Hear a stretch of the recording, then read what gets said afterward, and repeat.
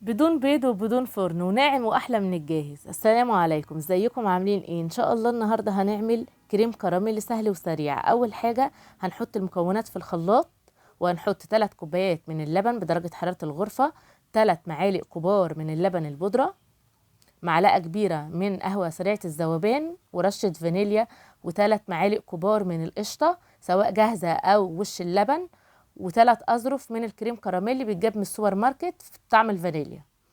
هنجيب المكونات هنحطها على النار ولغايه ما تغلي. بعد ما تغلي بدقيقه هنحطها بدرجه حراره الغرفه تبرد، وبعد كده هنحطها في التلاجة. بس قبل ما نحطها هنحط الكراميل اللي بيجي معاها في الظرف الكريم كراميل، وهنصب براها علشان الكراميل ما يطلعش لفوق. بعد كده هندخله التلاجة ولغايه ما يتماسك. بعد كده هنقلبه في طبق كبير. شايفين قد ايه جميل؟ والوصفه ديت مش هنحط فيها سكر لان الكريم كراميل واللبن البودره مسكرين. هنقدمه بالشكل اللي حضراتكم شايفينه دوت.